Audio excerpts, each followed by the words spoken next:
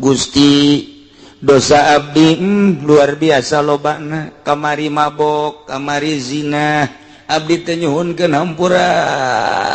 Gusti Baitullah teh kusbab eta bait lain lalagaan disebut ge Baitul Haram teh saeutik jelema dihampura ku sebab taqarrub jeung tadarrud di dinya. Ngan teh ai boga hutang mah kudu dibayar. Aing geus minta hampura di hareupeun Baitullah boga hutang 1 miliar geus beres yakin teh. Tetep digenjreng di ditu. Urusan kemanusiaan mah termasuk zina.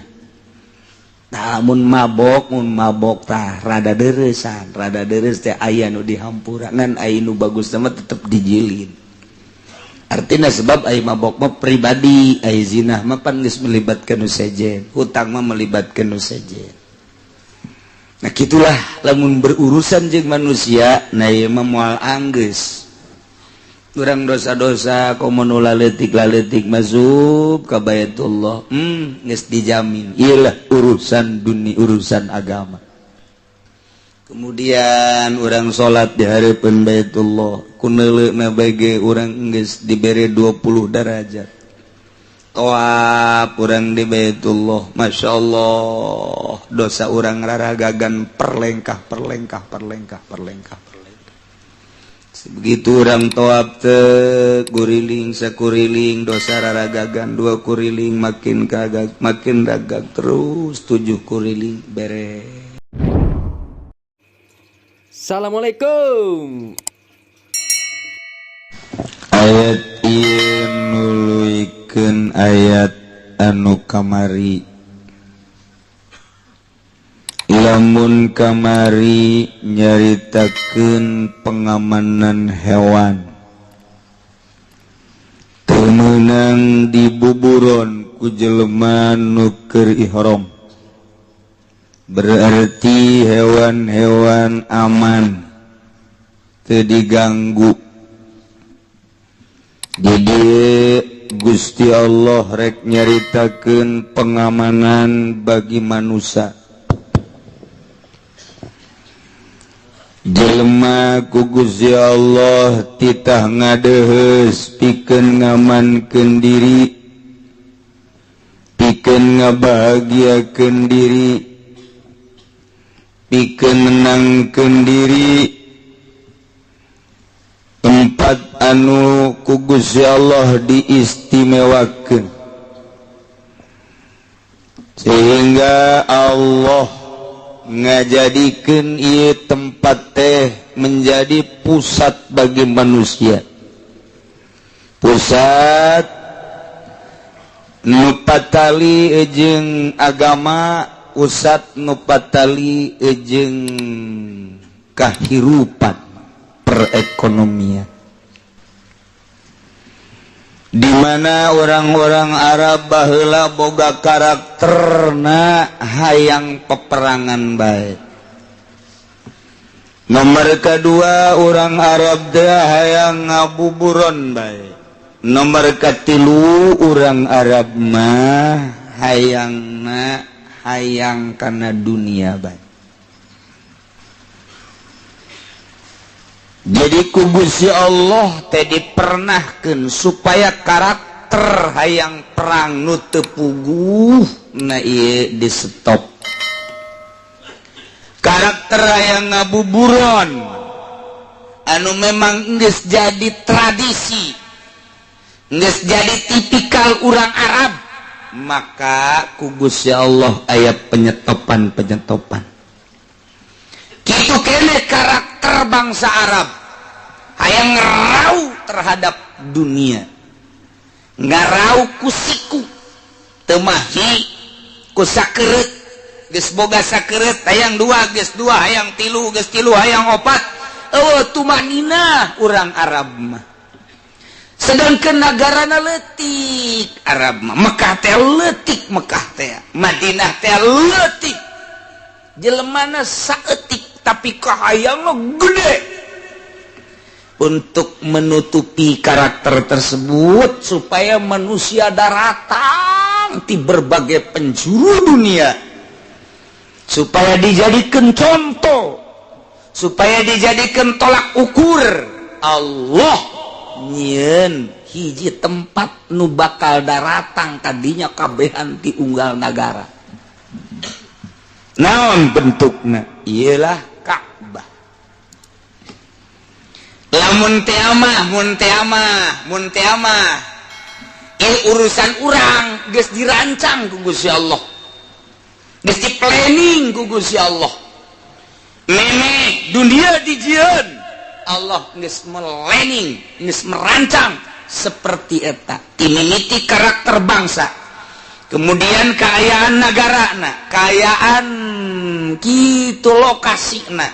Nah iyalah anu kaayang terhadap dunia gede, tapi nagarana leutik jeung jelemana saeutik, tapi Allah mere nyieun Ka'bah di dinya sehingga jelema saeutik nagara nu tandus tapi menjadi kaya raya.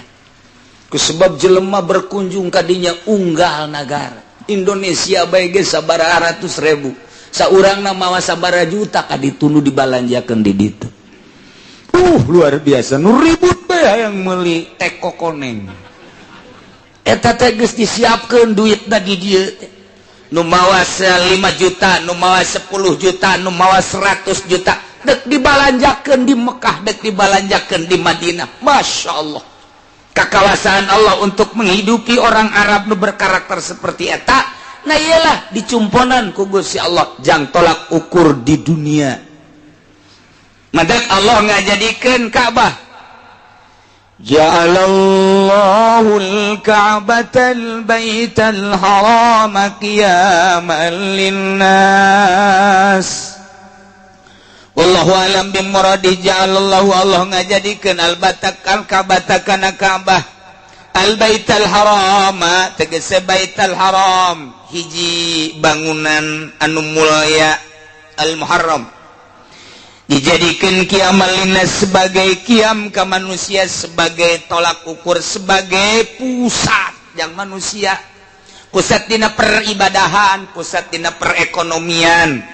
Ialah Baitullah, Baitul Haram.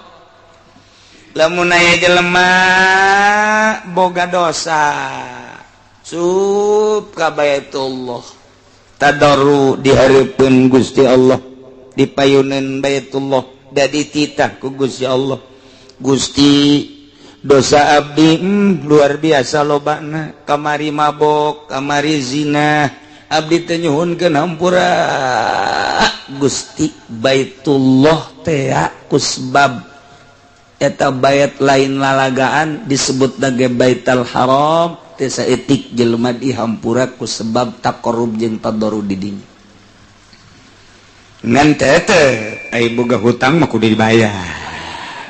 Aing geus minta ampura di hareupeun Baitullah boga hutang 1 miliar geus beres yakin teh. Tetep digenjreng di ditu. Urusan kemanusiaan mah termasuk zina. Namun mabok tah rada deuresan, rada deureus teh aya nu dihampura, ngan aya nu bagus mah tetep dijilin. Artinya sebab ai mabok mah pribadi, ai zina mah pan geus melibatkeun nu sejen, hutang mah melibatkeun nu sejen. Nah gitulah lamun berurusan jeung manusia, nah ieu mah moal anggeus. Urang dosa-dosa komo nu laletik masuk ka Baitullah, geus dijamin. Iyalah urusan dunia, urusan agama. Kemudian orang sholat di hareupeun Baitullah, kuneuleuna bage urang geus dibere 20 derajat. Tawaf urang di Baitullah, Masya Allah, dosa urang raragagan perlengkah. Begitu orang tawaf teh guriling sakuriling, dosa raragagan 2 kuriling makin kagak, makin ragag terus 7 kuriling beres. Gitulah Baitullah. Kemudian dijadikan manasik haji ku Gusti Allah. Bisa umroh, bisa haji. Ieu jangan lebur dosa-dosa orang. Ieu urusan agamana Baitullah lain bantrak-bantrak keudeuh. Mantak jelema anu geus kasedot ku Baitullah jadi tamu Allah, geus tama pisorgaeun be pokona mah. jelema nu geus stop di Baitullah tah mah geus pisorgaeun jasa asal ulah balik ti ditu haju mamawa simba we pokona ayo Baitullah yakumu bihi amru dinihim bil haji wa dunyahum jeung urusan dunyana urusan perekonomianana jelema di Indonesia seorang mawa 5 juta bayar rata-rata kali 250 manusia dibeakeun di ditu komo nu 10 juta komo nu 20 juta mah ngendek duit di Mekah sabaraha teh encan ti Malaysia encan ti Pakistan encan ti Turki encan ti Yaman encan ti Yordan ti berbagai negara sub kadinya moal aya nu teu balanja di Mekah kabeh ieu urusan dunia di samping eta lamun aya jelema asup ka Mekah aman baheula mah baheula lamun aya jelema gelut sampai ke dibunuh ieu mah sub ka Baitullah kapanggih jeung ahli waris anu terbunuh teh kulantaran kadeuleu tadarru di Baitullah dihampura jadi pengamanan Baitullah kitu keneh baheula mah jelema anu cicing di Mekah teu boga igoma disebutna liar ta eta teh anu turis-turis teu boga igoma di luar Baitullah mah ditangkap asal sub ka Masjid Aman aminan numantak nu arasub bi amni dakhilihi wa adami ta'arud lahu teu meunang diganggu jelema nu keur aya di Baitullah di mana-mana jelema geus ditarangkepan di masjid berarti geus pohara jasa ieu kagorengan bangsa sebab geus teu menghormati Baitullah kuduna mah dihormati Baitullah jelema teu boga igo masuk ka masjid sebab ka masjid teh nya nandek tabarruk ka Gusti Allah mun tayang ka Gusti Allah mun di masjid ditangkep deuk ka mana mentang pamuntayanganana ta eta kuari mah geus ditangkepan di masjid ge asal teu make gelang we askar geus neleukeun we nah iya makanan gua ceknya na ieu ai baheula mah henteu di masjid ditangkepna henteu ke geus kaluar ti Baitullah menghargai Baitullah ditangkepna di luar kuari mah di jero masjid kene ditangkep berarti bok-brok jasa bangsa Arab da geus bok-brok jasa deuk ka mana menta muntayang atuh puguh batur teh aing kajeun mah boga salah ka masjid kuduna mah ulah ditangkep cak askar sadaekna sia di masjid ayo sia dahar apa henteu sia di masjid bae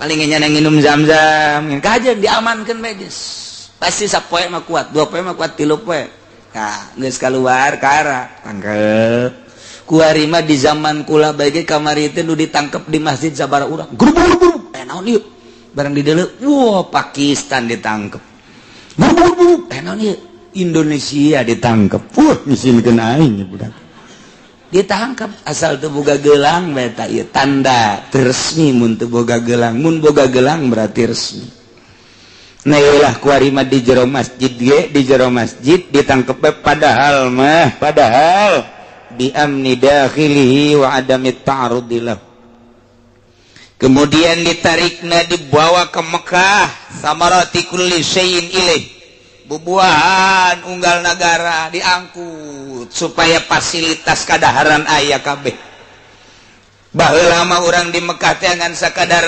korma bae paling ge cau paling ge jeruk kuari mah kadangdeur aya jelema nu beuki dangdeur aja ka Mekah ulah cangcaya dangdeur aya hui butun aya aya jengkol aya betoy aya ditarik bubuahan unggal negara jang supaya merenah kabeuki-kabeukina sebab letah orang Indonesia mah dibere roti teh utah tak kurang letah Indonesia mah tapi lamun dibere coa jengkol wah mantep jasa urang ngaran geus gideg bae mah kadaharan orang di hakar kusia cenah ieu tak eta jadi beda-beda kan sumut teh orang lamun deuleu urang hideung masyaallah garila daharna gantung lantarannya nama dicampur sanguna ge sangu lain beas urang beas di ditu bae nu bualal teh sakitu rasa campur jeung cuka di saosan dahar tengah jalan urang neulekeun nyana masyaallah eta geus kos kitu bae kadaharan ari urang Pakistan jeung urang India mah lain empleng gede di suhun sugan teh mah naon hareng jang dahar dicoel kunyana daharna geus jeung aya parantina nyoba-nyoba urang dicoel utah ieu bangsa-bangsa teh beda-beda tuh urang Amerika urang barat ya roti daharna teh masyaallah mantak besi indek ulin ka ditu di dieu beukikeun heula ka roti di ditu sangu kula ge hese neangan sangu di ditu di mana di ditu tah eta sa daerah sanagara nah kuari ditarik dibawa ke Mekah bubuhan geus puguh nu aya di ditu nu aya unggal nagara ge aya mun urang ka ditu ka pasar bubuhan buah anu urang teu nya hoge loba di ditu sebab ditarik ieulah kiamal linnas peribadahanana silahkan menghadap Baitullah perekonomianana silahkan menghadap Baitullah bahkan aya jelema ngahaja bae dek dagang ke Mekah lain dek ibadah masalah nu ulah ge cacampuran aing mah ka ditu dek ibadah ongkoh dek dagang ongkoh masalah ngan mal berkah engkena teu berkah takos kitu teu berkah coba deuleu pemimpin haji anu memang ngahaja dek neangan dunia bari mingpin haji bari neangan dunia bukti teu kudu dicaritakeun hiji-hijina jelema anggeus hirup keneh beak ludes mun kukula dicaritakeun haji patah pangsugihna boga hotel di Bogor di Bandung haji patah nya nama ngeberangkatkeun turis sakapal jamaah haji sakapal geus teu mahi dina kalkulator hartana kuari ludes tinggal 5 doang kemudian nu awewe teh eta nu awewe lah geus luar biasa terus nu urang nyaho bae di urang geus sugi di demo ku jamaah haji lantaran henteu ngaberangkatkeun sakali atau 2 kali imahna beak korsina beak tanda teu berkah kan berarti aya nu kakara ngaberangkatkeun sakali doang haju di demo bae lain teu berkah deui tah matung geus abah beak ludes ka cangcut niatna teu meunang salah endek ka ditu dek dagang doang bagus aing mah ka ditu dek neangan duit deh insyaallah mulai campur jeung ibadah dek neangan duit aing mah ka ditu nyieun aya nama paspor dek ka mana ka Mekah dek nan dek dagang aing mah dek kuli dek dagang neangan duit tok insyaallah menang masalah aing mah ka ditu dek ibadah we ulah dicampuran jeung neangan duit aing mah dek mingpin haji bari neangan duit deleukeun tungtungna wae ieu ngembol korsina isuk sia isuk deleukeun dibeuleum sia ku jamaah geus sabaraha sekitar urang nu leuleutikana komo nu gede mah ajur-ajuran naon ieu teu meunang salah di dieu ge qiyamal linnas urusan agama haji bae manasik haji urusan dunia silakan maneh dek dagang di dieu dek dagang tadi tu asal bisa bae mantak lamun nyelipkeun perdagangan melalui haji na eta teh aya bae kendala kamari ieu aya anu nyelipkeun rokok sabaraha bantal eta rokok beunang pan ratusan juta rugina di bandara di ditu King Abdul Aziz lantaran ieu mah tuh ditanya jang rokok mah nya jang rokok loba jasa berarti jang dagang ieu mah sita aya deui nu mawa tusuk sate bloon teh jelema tas piru ku tusuk sate begitu dibuka naon ieu cak Arab begitu ditanya dibuka tusuk sate isi jang naon ieu jang sate cak berarti dagang eta kos kitu bae ge piceun ku urang Arab paling anu aman dititip-titipkeun urang boga jamaah 100 titipkeun di dieu kitu sapak jadi 100 pak mun rokok teh mah atawa di dieu 10.000 di ditu terus mun dek jualan tusuk sate teh pan di ditu mah utang kalawi mantak mawa di dieu utang kalawi di ditu mah melak atuh hese teh jadi pantang kalawi di Arab mah nah eta dibawa ka ditu bari ibadah haji bari dagang tiga tunggu baik kehancuran. Mewahkan imah, beli mobil, gedong, tunggu kehancuran. Deleken, dicampur adukan modal kos gitu. Enggeus. Tinggal gitu bae besi urang endek ibadah haji bae. Besi dek dagang, aing mah dek dagang ka ditu. Ya ibadah mah tetep ieu terus ngan niatna aing mah dek dagang bae ka ditu. Sok asal cicing ditu dagang sugih. Beneran nih mah lain lalagaan. Duit ambalaya di ditu mah. Urang ngalalaga batu cincin bae ka jamaah haji. Meulina urang di dieu keneh. Menang meuli di Sukabumi pipirusan. Aya bae urang Kendal, virus asli. Asli mah tuh ngabohong saeutik lah masalah lain pokona. Dibeli, diborong.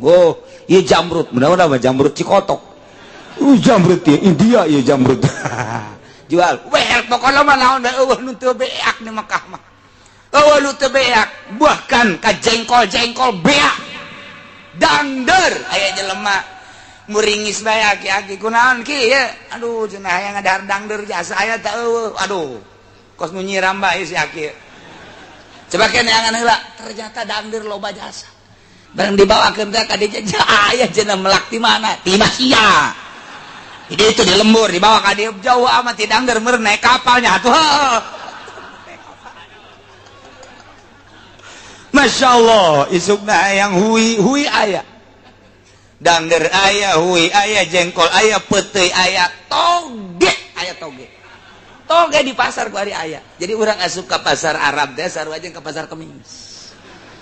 Sarua ge sagala aya bae bubuhan-bubuhan urang teh aya. Masyaallah, iyalah qiyamalin nas. Tuh, ya Allah ya Rabbi.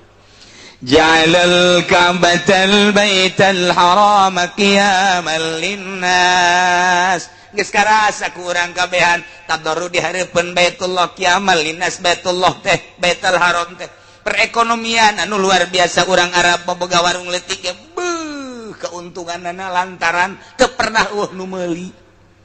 Nu manteknya lama teh sieun waktu salat tutup lantaran nu meuli kita salat loba bae. Susur ge susur ditipu kunyana padahal mah tangkal langbo dibeli bae. Dibeli bae eueuh bae. Jamaah nu teu mawa susur loba sa Indonesia mawa hiji. Mawa 10 beta susur mawa 10 kali 250 manusia. Geus sabaraha encan anu kat Malaysia, ka Thailand, ka Singapura dan lain sebagainya. Susur bae geus sabaraha miliareun. Susur bae geus encan tasbih. Aduh, mah tasbih mati mimiti tasbih kaoka datang ka kakak datang ke tasbih plastik buaya kabeh di Arab teh diangkut ke negara lain. Ya Allah ya Rabbi, qiyamal linnas. Geus dijelaskeun ku Gusti Allah, urang Arab mah nu mantak gara rendut beuteungna cara ricing bae nu ngadagangkeun orang Malaysia, orang Indonesia. Urang-urang mah ieu dengan sakadar jadi hadam-hadam di toko emas, di toko dan lain sebagainya pakaian. Urang Arab mah sausim bae sausim geus kudu kabeli mobil mewah. Encan 2 usim sabar kuari mah eueureun mah gading eueureun kuari mah beres haji umroh dibuka lebar-lebar eueureun sarua aja jeung musim haji qiyamal linnas. Masyaallah kakara kapanggih ku urang ayatna ieu horenganan mantak lamun hayang sugih pindah ka Mekah dagangna di ditu bae di Mekah bae di dengan baheula mah bisa mantak Syekh Nawawi luar biasa ngahadam jabat dibere ku raja jaba meuli nyana di itu jaba heula mah meunang meuli mantak begitu kamari dibuka ye pertanahan dek pelebaran Masjidil Haram na eta teh aya ngaran Nawawi Tanara aya tanah di Mekah ngaran Nawawi Tanara. Masyaallah dibuka orang Arab masih kena jujur coba Nawawi na tahun sabaraha mautna tahun sekian berarti aya ya keluargana kamari diaruruskeun munang sabaraha meureun teh aya ngaran Nawawi Tanara Al-Bantani. Nah ieu luar biasa baheula mah teu bisa meuli kuari mah teu bisa. Tah eta aya deui ngaran Samsuddin. Nah sing ada besi anu ngaran Samsuddin.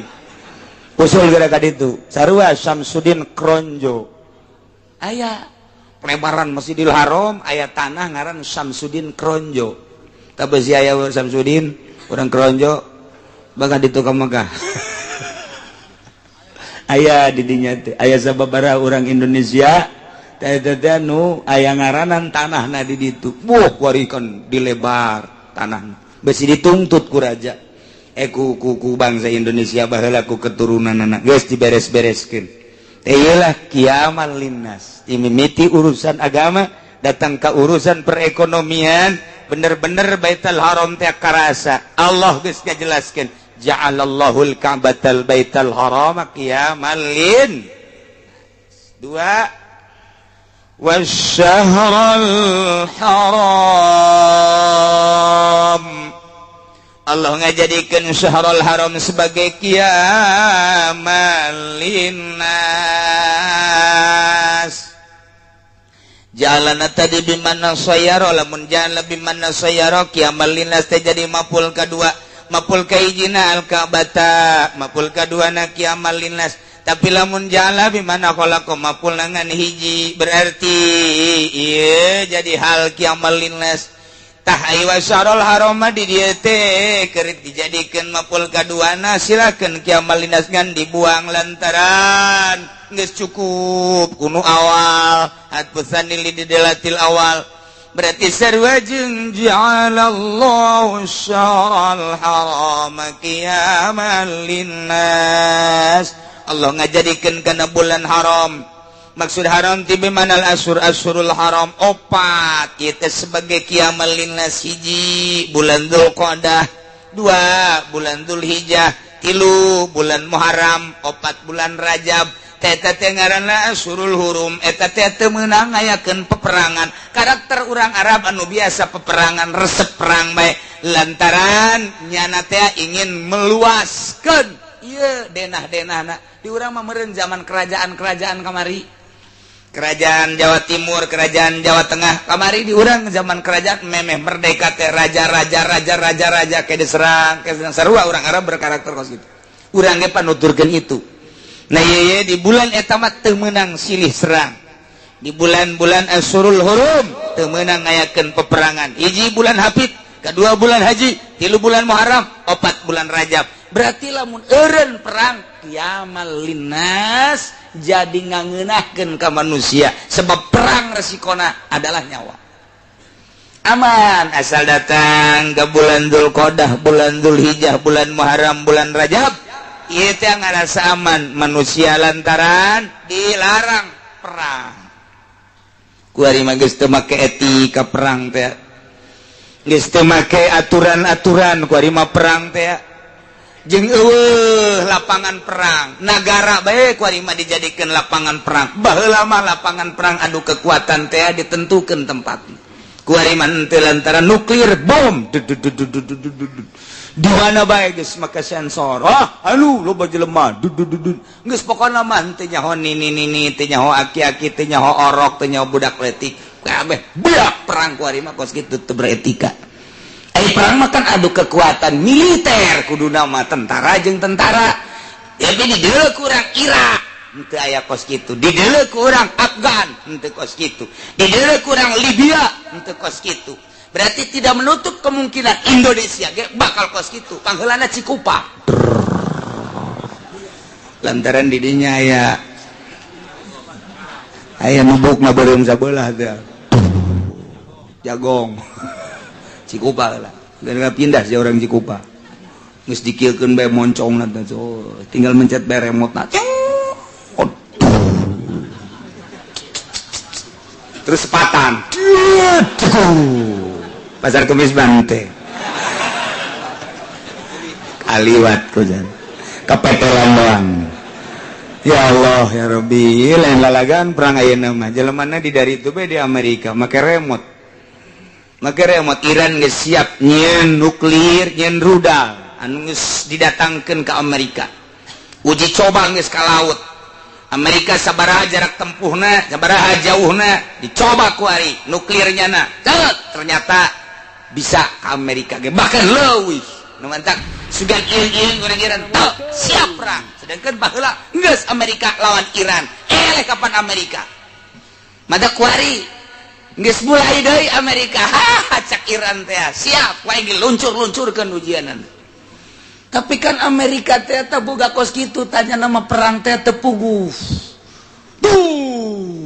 bom duduk apa di luhur geus teu nyaho tentara teu nyaho sipil pilot kabeh eta doang teh teu make etika kos kitu tah nu mantak baheula Irak nyeun bunker teh sugan teh mah jang rakyatna ka jero ketika diserang ku Amerika rakyat asup ke bunker ternyata bunker nama memang aya ngan jan digunakeun wallahu alam jang ira sebab anu nyieun bunker teh kapan orang Perancis pintu ke satu nu nyieun orang Perancis pintu kedua nu nyieun orang Inggris pintu ketiga insinyurna maksudna orang Amerika sorangan pintu keempat orang Jepang geus jelas eta mah lantaran pembuat ngaku nu paling dahsyat adalah orang Perancis tapi teu digunakeun ku Saddam Hussein wallahu alam perjanjianna Irak pasti engke tah jang kupah berarti Saddam Hussein teh lainlah leutik-leutik jelema berarti Saddam Hussein geus jaho riwayat hadis ieu bakal diserang dahsyat gede-gedean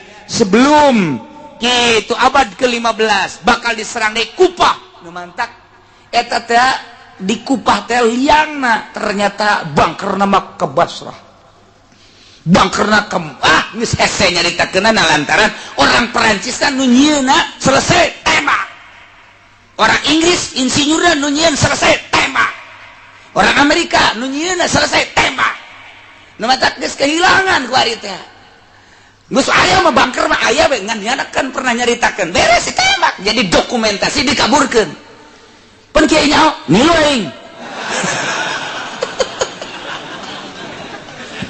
masyaallah itu teh digunakeun kamari teh digunakeun ngan pernah aya muka doang kitu tah ternyata ieu mobil tank baja teh ketika eta muka eueuh ditembakkan ku Amerika eueuh ka mana cenah eta misteri cek urang Amerika tank baja sakitu ditembakkan ternyata eueuh ka mana ieu teh bingungan urang Amerika datang ka kuari eta teh jelema teu daekeun perang ngabingungan eta cek urang mah naon atuh teu dahar-dahar acan kuari bingung aing ka mana cenah eta dibuka kur aya pernah satu kali dibuka liangna det arasup kadinya sebelumkeun keur diserang ku Amerika arasup kadinya sekian ratus tank baja lenjak selesai pajar menang eueuh pajar misteri etalah tank etalah bunker Irak kuari jelas aya eta teh di jero teh wah tank baja termasuk alat-alat perang buatan Uni Soviet teh di jero eta luar biasa tapi teu digunakeun kamari rahasia Allah Saddam Hussein leuwih nyaho Saddam Hussein leuwih nyahokeun bae ieu mah perang can sabaraha cak Saddam Hussein ke tandinganana ketika Amerika ngalawan Kuba deuleukeun dibuat inting-intingan ujian Amerika cak Saddam Hussein aing pae kajen sabilillah deuleukeun ke Irak mah negara 1001 malam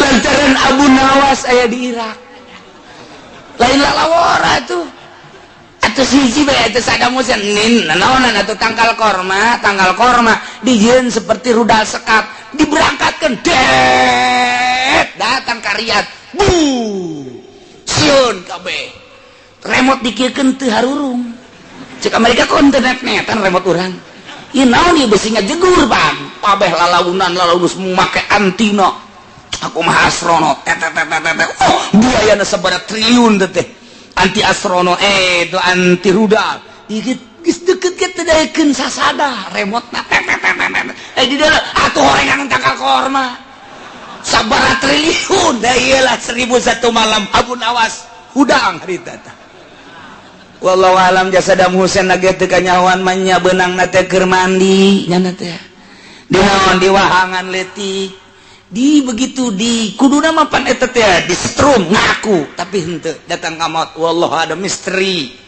Saddam Hussein mah misteri ka mana ayeuna bejana mapan Saddam Hussein teh aya di Bojong gori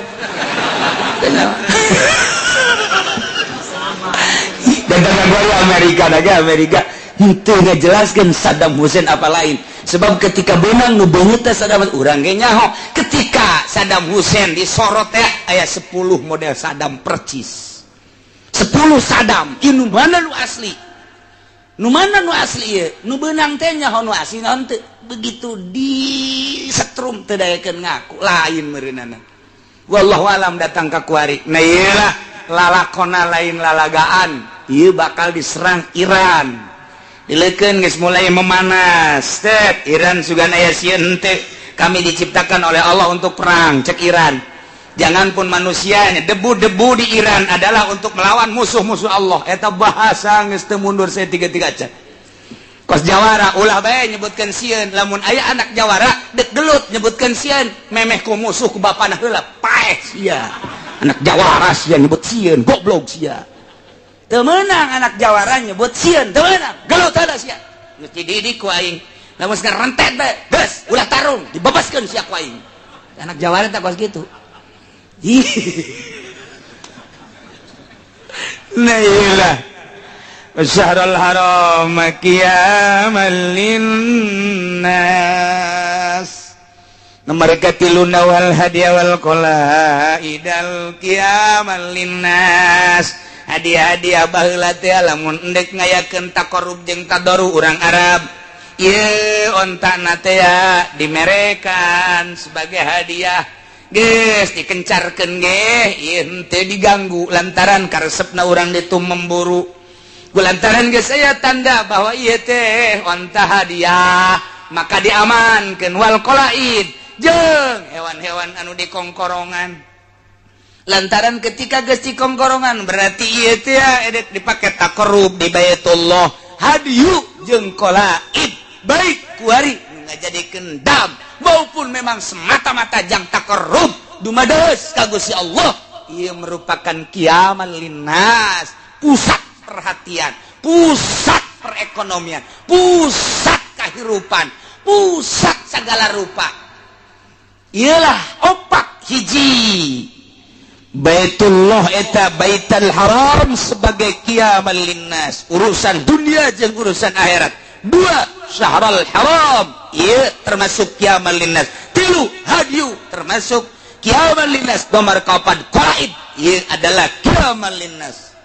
Dzalika lita'lamu annallaha ya'lamu ma fis samawati wa ma fil ardh. Dzalika tah Allah ngajadikeun model kos kitu opat rupa teh terhadap Baitullah. Lita'lamu supaya anjeun nyaraho bahwa annallaha ya'lamu sanyana Gusti Allah maha uninga ma fis samawati wa ma fil ardh naon aya di langit jeung naon aya di bumi. Santos lantaran eta dijadikeun aku Gusti Allah teh ngajadikeun kamangpaatan jeung nolak kamangpaatan ketika urang taqarrub dibawa ka langit. Amal toab urang teh muter di Baitullah. Jelmana muter tapi amal nama naik ka langit. Coba ge urang lamun muterkeun benda dina tong bakal naik. Ngemantak aya motor. Di mana kada? Tuh, sia sok noleh kan. Eta teh blon teh sia tah. Motor teh ditongeng, muter sorangan kaluhur. Eta teh kaluhur tidak disadari mun muter kitu pasti kaluhur bae. Neng muter kaluhur nyana geus boga rarasaan, asal geus datang kaluhur eureun. Gas teh turun deui ka handap deui digas deui muter muter manusia muter di Baitullah jelema nama tetep tapi amalna naik ka luhur. Masyaallah amal naik ka luhur terus ka langit mapis samawati wa ma fil ardh. Jelemana dihandap tapi naik ka luhur langit dipapag ku urang langit teh malaikat geus disiapkeun ku Gusti Allah malaikat. Toab sahaye toab si Teddy urang mana ye urang Cikupa kok jore amat toabna malaikat jore jasa cenah ieu mah toab teh malum nyanana di kurang ngaji manasik ya geus atuh cenah mah saya bae kos ki ieu saye toab saye mah toab nama soleh urang mana ye urang teureub ieu mah rada bagus cenah ieu tah rada bagus cenah ngan rada doang rada encan ai bagus jasa mah ieu teh ieu mah toab saye ieu mah toabna ieu mah Mang Muhammad urang mana urang Cilongok bagus amat. Malaikat geus disiapkeun itu. Ieu ya Allah ya Rabbi li ta'lamu annallaha ya'lamu ma fis samawati wa ma fil ard. Nu aya di bumi kanyahoan ku Gusti Allah, Baitul Haramna diciptakeun ku Gusti Allah, Allah Maha Uninga. Ku Gusti Allah diciptakeun Asyurul Hurum sebagai bulan-bulan mulia, Allah Maha Uninga. Allah nyiptakeun hadiu binatang-binatang jang takarrub ka Gusti Allah.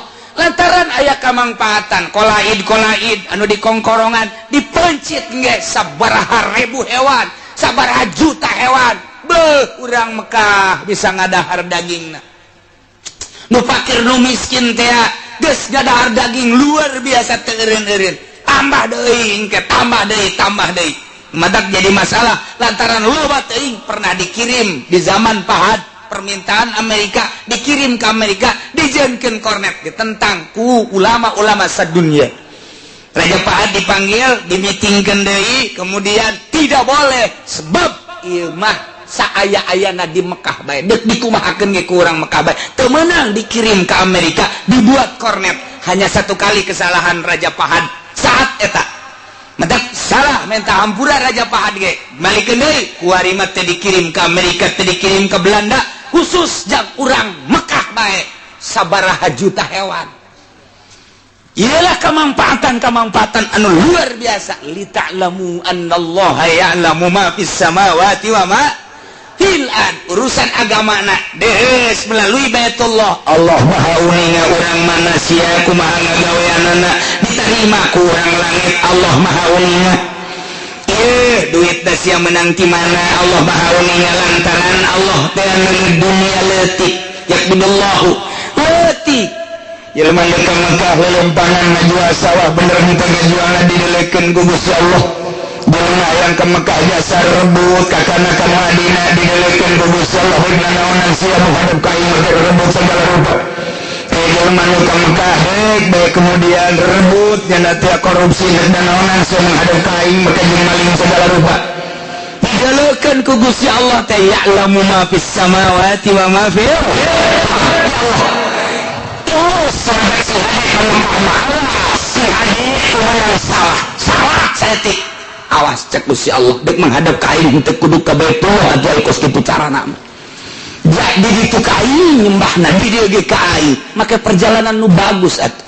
Ngan paling bahaya jelema cinta ka Baitullah mempersiapkan hayang deus ka Baitullah kemudian dilarang bakalna di akhirat tu pangheulana digenjreng ku malaikat jelema nu ngahalangan jelema nu cinta ka Baitullah nu berangkat ka Baitullah geus cinta jasa ka Baitullah dihalangan tah nu ngahalangan anu pangheulana dikerekeb ku zabaniyah lantaran jelema geus deus ka Gusti Allah deus ka Baitullah geus mempersiapkan diri segala rupana geus rela ninggalkeun nagarana tapi dihalangan nu ngahalangan ieu nu bakal heula dibebas-bebasin ka neraka jahanam cing ade lain Wabalikan namu Allah menjadikan seperti apa setelah menyuruh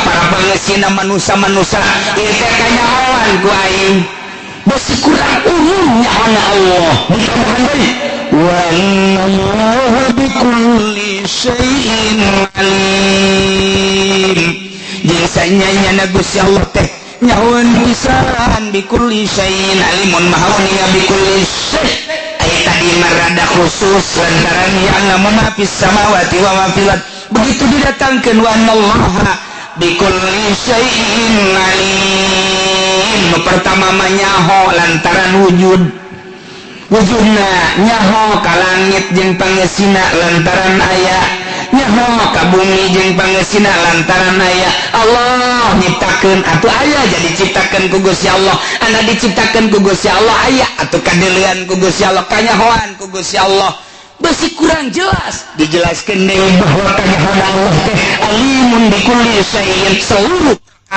lempangna nangtungna heesna diukna keur ngajeun nundutanna kanyahoan saya sih ada kanun nundutan nganyawan di mana cenah kieu teh nundutan di belah kulon deket lawang nundutan di dinya aya teh ngopi manggeus padahal mah bikulli syai'in alim apaleun Gusti Allah nangtungna ka diukna nyahueun ngedengna dieu nyahueun dedengeanna nyahueun rencana-rencanana nyahueun hirupna baisahna perekonomianna perpolitikanana pergaulanana kemudian tingkah lakuna pagawean jeung sajabana ieu maka ieu wa anallaha bikulli syai' kul adat sur kulli syai' isim nakirah kulli jeung nakirah luar biasa umumna lu teu kanyahoan mantak waliullah mah geus cukup sakege aing makanya nyahoan keur di mana bae geus sugan deuk minta tolong ka mana teu jangan geus kanyahoan aing teu kaasupkeun kana kulli syai'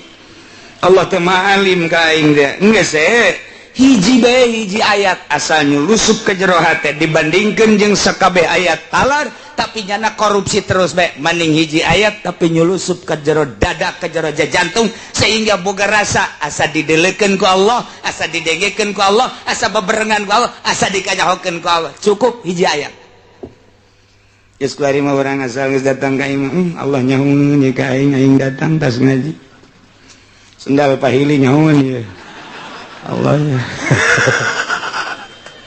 kamana ya kuduna nyahoeun aju ngahaja apa henteu nyahoeun Allah ge rada ngahaja saeutik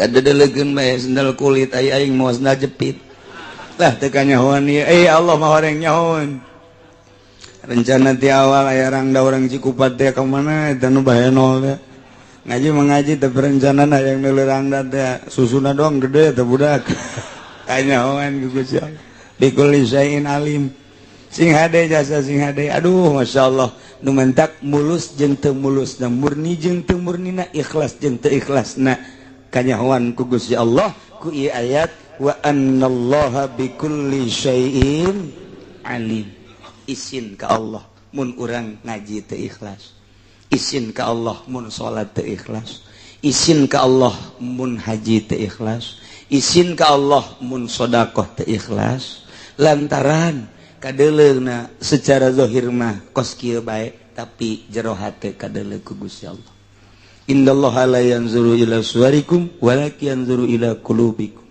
ialah bikulli syai'in alim lempengkeun mulai ti kuari hate urang duh aing kanyahoan bae ku Gusti Allah Gusti ya Gusti Maha Uninga tuh abdi teh jasa kieu mah ieu dagang keur lancar Gusti Maha Uninga ti Gusti pantah dan abdi teh hayang boga dua we Gusti teh Gusti Maha Uninga supaya nu kolot rada tentrem we Gusti jauh sak Allah tolol sia segala yang kos kitu segala naon tuh nyahoeun Allah teh kaker tegah teh hate urang nu hayang kawin nu hayang nyandung macam-macam nyahoeun iyalah wa anallaha bikulli syai'in alim lantaran baina ja'alahu dzalik lijalbil masalih lakum Allah ngajadikeun seperti tadi pikeun nari kamaslahatan keur aranjeun gawe wadafil madar ankum jeung nolak kamadaratan lantaran iyalah kaidah Islam teh jalbul masalih wa darul mafasid darul mafasid kana kadituna muqaddamun ala jalbil masalih panjang geus dongeng nu jelas mah jang jalbil masalih wa dafil madar qabla rukuiha memeh kajadian memeh terjadi Allah geus jauheun atuh dalilun ala ilmihi bima huwa fil wujud wa ma huwa kainun jadi dalil kana nyahoana Allah kanu geus aya jeung nu bakal aya jeung nu eukeur geus eueuh nu teu kanyahoan urang diciptakeun ku Gusti Allah geus kanyahoan ku Gusti Allah model kuarina de atuh kuari didelekeun diurus ku Gusti Allah urang teu nyaho bakal maot ira Allah mah geus nyahoeun sia sakitu poe deui sia sakitu bulan deui sia sakitu taun deui bakal diasupkeun ka jero kuburan ku aing geus nyahoeun Allah mah mantep kula kitu ningali keistimewaan hiji beta Ki Astari mana gara Ki Astari kresek cakung jelema datang tiluan ke manehna assalamualaikum obatan waalaikumsalam benerna orang-orang jauh eta jelema teh naik parahu berarti orang itu tuh orang untung Jawa atau orang non garang-garana pulau pokoknya naik parahu baik ka ditu begitu kabangi jeung Ki Astari cek Ki Astari salah seorang geus ditungguan ku kuburan di antara ompatan cenah karaget kabeh sering Ki Astari mah sok bener bae sia teh aingnya kaluar ti dinya teh geus kikituan bae cenah ieu saurang geus bau kuburan urang hahampuran di kuari hampuraan geus urang balik-balik kabeh biasa bae tara renang we naik parahu teng geus tereh deukeut ka tempat ngaguling parahu pae saurang nu tiluan salamet nu saurang teh eta teh geus kajahoan ku Ki Astari bahwa si ieu teh bakalna geus tereh deukeut ka maot ka ambe jeung kadeuleu dibukakeun hijab lain bantrak-bantrakeun Ki Astari mah lantaran nya mah saguru jeung Ki Muhammad Kinawawi Mandaya sanggeus ka guru ngaguru deui ka Kinawawi Mandaya na ieu Ki Astari tak Ki Astari di sahanya naon garang-garana belajarna di Kisajim di ditu ti Syekh Nawawi ta eta teh eta patali-patali deukeut jasa mentak seukeut seukeut nama hirupna memeh merdeka geus berarti berjuang bareng nah ieu lah Ki Astari teh nyahoan nya nama asal geus dilirik senyum bae kasaha ya senyumna ya biasanya tereh paeh nu disenyum eta Ki Astari nah iyalah hamba Allah aya nu dibukakeun hijab atuh komo Allah nah mantak atuh Allah ciptaan Allah atuh mantak urang mun ngarasa hina di hareupeun Allah dhaif di hareupeun Allah teu daya teu upaya Gusti hidayah abdi mah aya danang Gusti hirup ku Gusti supaya teu dimaotan ku Gusti sia ngomong kitu pan teu ibadah ka aing atuh eta dikitukeun man ku Gusti Allah mantak kudu ngarasa hina urang teu daek ngaji ieu ngarasa hina ngaranna daek ngaji nun teu daek ngaji ngaranna takabur sanajan ngajina di handapeun tangkal Ambon lumayan geus sakitu ge terus salat eta ngarasa hina berarti salat teh puasa nurut ka parentah Allah Subhanahu wa ta'ala ditambahan sing ade ya'lamu annallaha syadidul iqab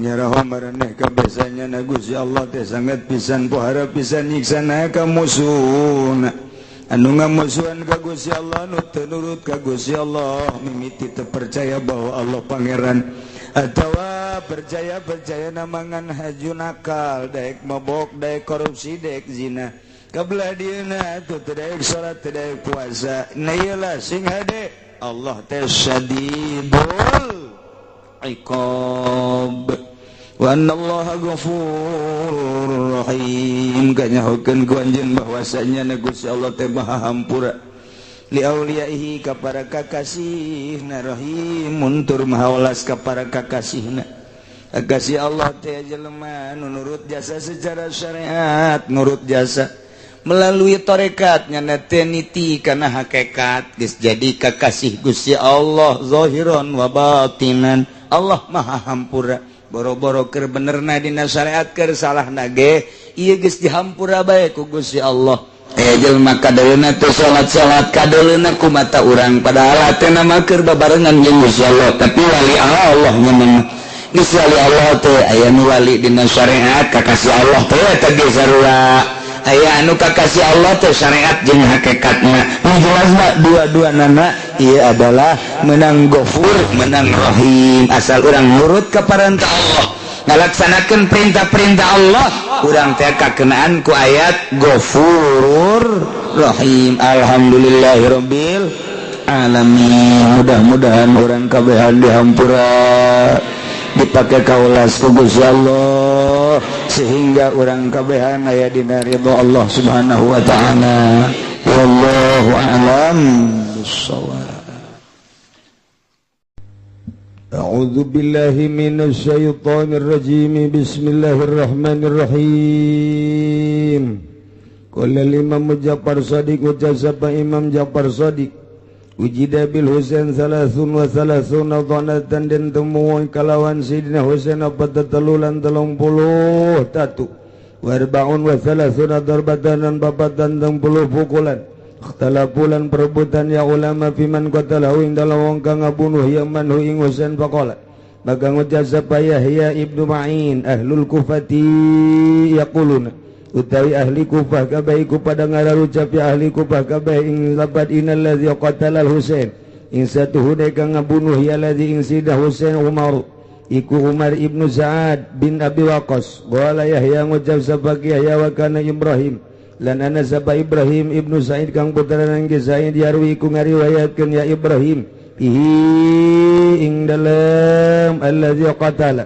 hadisan ing caritaan annahu lam yaqtuhu Umar bin Sa'ad satuhna kalakuan iku orang ngabunuh ing Husain sabagi Umar kang putra nang Sa'ad wa qala Ibnu Abdul Barri lan ngucap sabagi Ibnu Abdul Barri innama nusiba qatul Husain ing basina dan bangsakeun apa dan bunuh Husain ila Umar maring Umar bin Sa'ad lianahu kana satuhna Umar kana iku ana ya Umar iku al amira pemimpin alal khayal ing atas kuda iku mimpin ing atas jaran alladzi akhrajaha Ubaidullah kang metuakeun ha ing latih sabaki Ubaidullah bin Ziyad ila qitalil Husain maring perang merangan ing Sidina Husain wa amara alaihim lan mimpin alaihim lan maranta alaihim ing atas khayal sapa Umar bin Sa'ad ki Umar kang betang ki Sa'ad wa wa'adalan ngajangjiakeun ya Ubaidullah bin Ziyad anna ayyuhaliyahu inyata ayyuhaliyahu inyata anda da'akan gitu pamimpin ya Ubaidullah wa yung Umar ar-raya ing negara ray in zafara bil Husain lamun merkoleh ya gitu lamun merkoleh ya Umar bil Husain kalawan ngabunuh Husain wa qatalahu lan ngabunuh ya Umar ing Husain bagana pitil kal khayalan ana ikut tetep dalam mengkono jaran wallahu a'lam ta Allah iku kang maun ing kaum apa kaum min Misra kang tetep saking negeri Misra wa minal Yaman lan saking negeri wa minal Yaman lan saking negeri Yaman wa kana Sulaiman lan ana sapa Sulaiman ibnu Kinnah yaqulu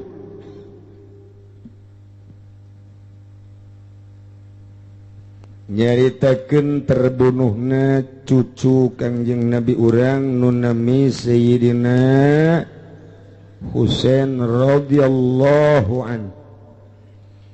Saur Imam Ja'far Shadiq putra daripada Sayyidina Husain anu anjeunna salamet lantaran teu milu perang sebab anjeunna teu damang rahasia Gusti.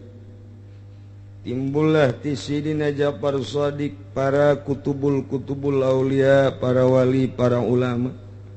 Mun saat eta ku Gusti henteu digeringkeun beak kabeh. Sep zuriat Rasulullah.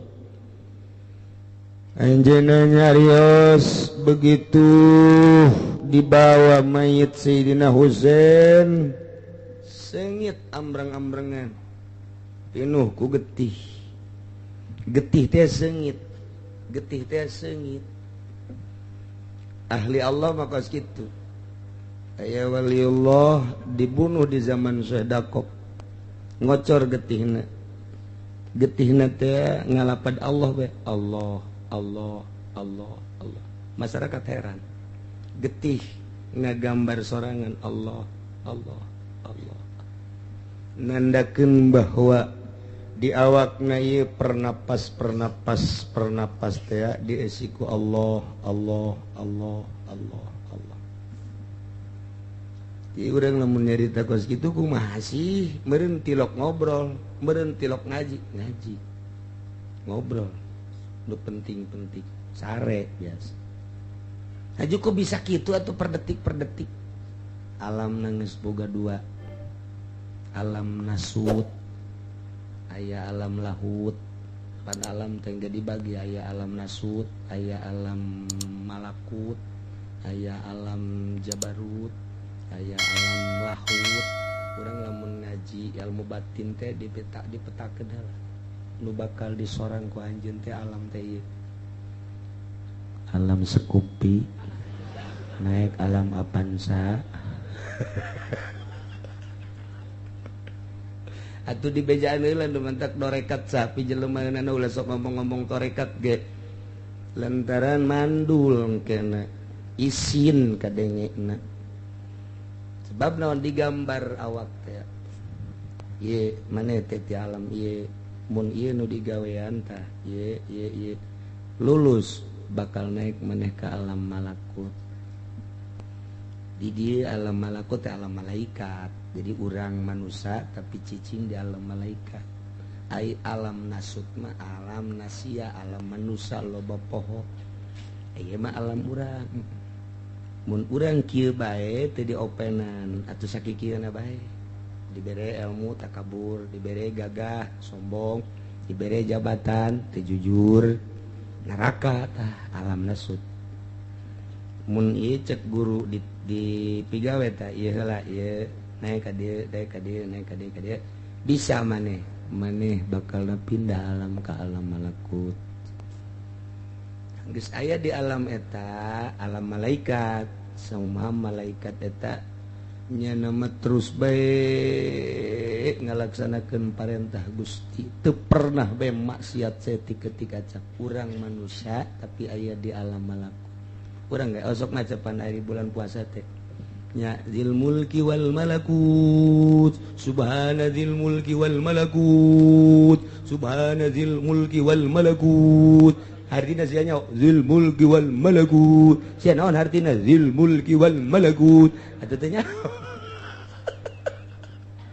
dibaca tapi teu nya subhana zil izzati wal azamati wal qudrati wal haibati wal sultani wal jalali wal jamali wal kamali ada aya alam jamal aya alam kamal sifat Allah nu bakal disorang ku urang jalal di mana kumaha jamal kumaha dibaca ku kabehan bahkan Muhammadiyah ge maca jata mah ti Kangjeng Nabi subhana zil izzati wal azamati wal qudrati wal haibati wal sultani wal jalali wal jamali wal kamali wal kibriya wal jabarut aya alam jabarut aya di urang mah jabarut teh pabrik jabarut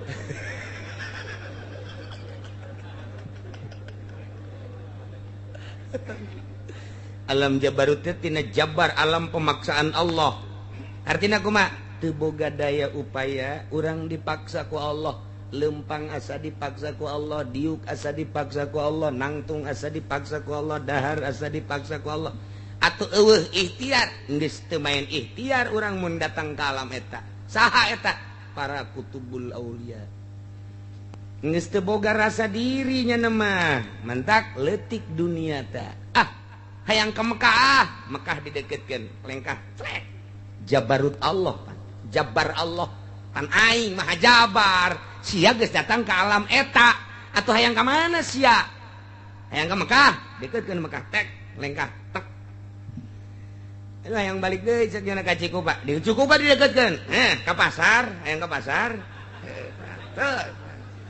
iya didinya tah loba rambutan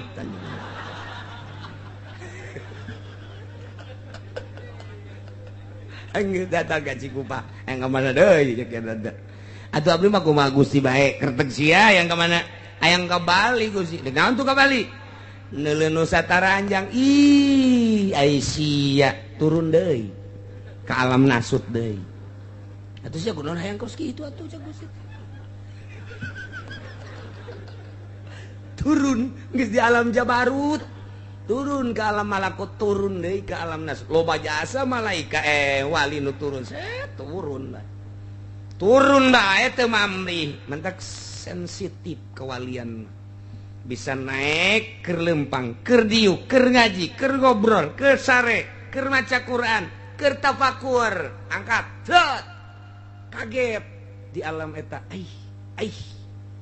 tapi teh kabita deui turun deui tak istiqomah ya khairun min alfi kawab hese jasa sok bae aya santri ngajar ngaji ya ngajar boga santri 20 30 istiqomah nikmatnya nata boga kanikmatan kajian kuku mage isuk-isuk maca riyad berang sorogan sorogan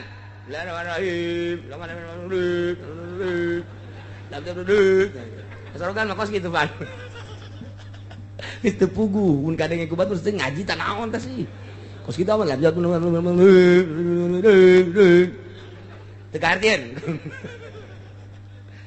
Nikmat tak datang ke asar salat dan Allahu Akbar eta bisa kitu 10 tahun atau 5 tahun kanikmatan aya naik derajat jol bae Golkar Assalamualaikum salam ulah cicingan ieu kan negara urang tanggung jawabna kan urang atuh lamun kiai cara ricing bae umat teh kumaha. Jadi kepedulian orang teh diterapkeun agama teh lain ngan di pondok pesantren tapi jang umat.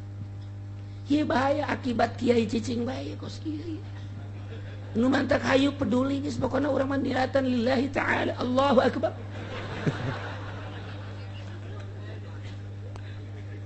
Mah sakadar masukan bae mah balik bae nya helanan ke urang gampang ngobrol deui gribel we 2 juta. Balik nyana. Gede oge nya. Giraha ka deui mantep oge menang seminggu Waalaikumsalam ngobrol geus rada hangat geus rada hangat anu tadi atas dohor ila manala ila amilin jang pre heula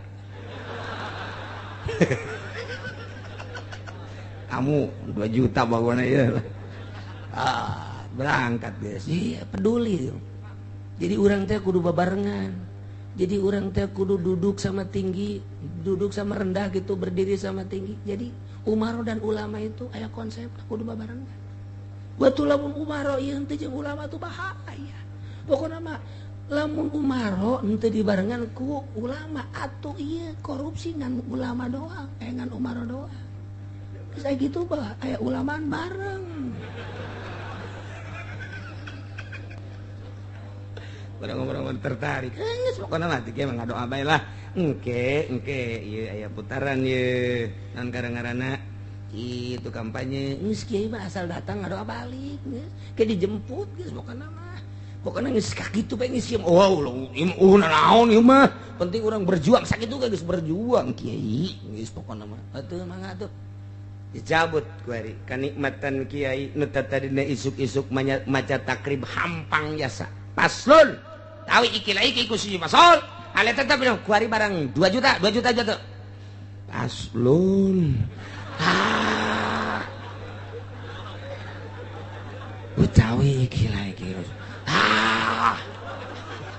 cak santripan heulai malulu heran guru urangnya Golkar eta teh karasa aing mah nyaritakeun teh ulah deui maksudna ieu agama teh lamun kitu ngagarelok eta teh kos kararitu kabeh ge aduh tadi allo berentah ini bapak kote balaka tak kuari mah gandeng saya geus hafalkeun kos gitulah cak kiaina keneh gandeng cak kiaina geus ngajing soroganna ka ditu geus teu daekeun waya ti sata sarapan teh huruf iku sakang huruf pae albawa gandeng istirahatkeun gaji amil teh dicabut ku Allah nikmat magahan ngaji dicabut ku Allah nikmat salat aja ku batu salat teruskannya ai mama ka mana rapat wih guru urang rapat budak aing getek gede kiai rapat getek geus aing Masya Allah Karim. Terima kasih sudah menonton. Jangan lupa subscribe. Innalillahi